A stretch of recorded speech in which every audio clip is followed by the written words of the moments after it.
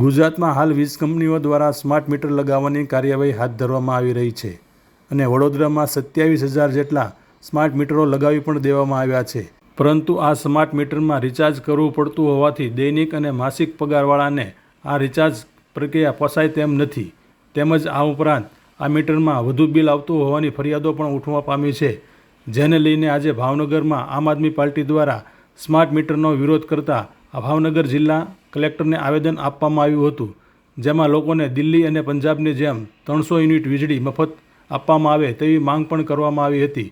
જો આ સ્માર્ટ મીટરનો પ્રોજેક્ટ પડતો મૂકવામાં નહીં આવે તો આવનારા સમયમાં આમ આદમી પાર્ટી દ્વારા આનો વિરોધ ગલી મહોલ્લા સુધી કરવામાં આવશે તેવું જણાવ્યું હતું.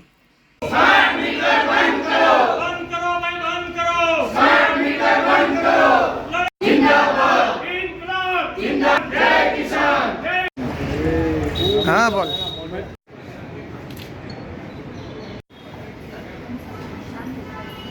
ऊपर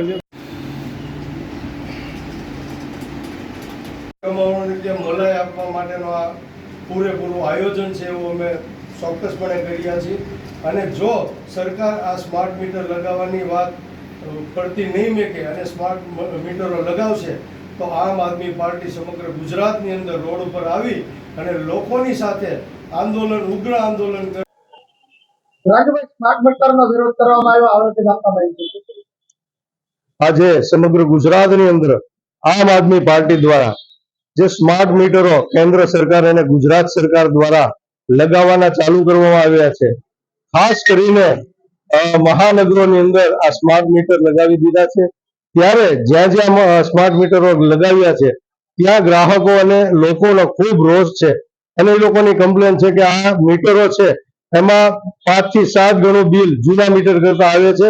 એટલે અમે લોકોએ આ સ્માર્ટ મીટર ગરીબો અને મધ્યમ વર્ગની જે કમર તોડવાના જે ધંધા છે અને અમુક ગણ્યા ગાંઠિયા ઉદ્યોગપતિઓને રડાવવાના અને એને મલાઈ ખવડાવવાના જે આ ધંધા પેરવી થઈ રહી છે એના વિરોધમાં અમે આમ આદમી પાર્ટી ભાવનગર આજે ભાવનગર ખાતે કલેક્ટર ઓફિસ ખાતે આવેદન પત્ર આપવા આવ્યા છે. આવનારા સમયમાં તમે વિરોધ પણ કરવાના છો? આવનારા સમયમાં જો અમારી માંગણી સ્વીકારાશે નહીં અને સરકાર છે આ મીટર લગાવવાનું બંધ નહીં કરે તો અમે ચોક્કસપણે સમગ્ર ગુજરાતની અંદર આમ આદમી પાર્ટી રોડ ઉપર ઉતરી અને સમગ્ર ગુજરાતના લોકોને સાથે રાખી અને સખત શબ્દોમાં અને કાર્યવાહી કરશું અને આંદોલનો કરશું.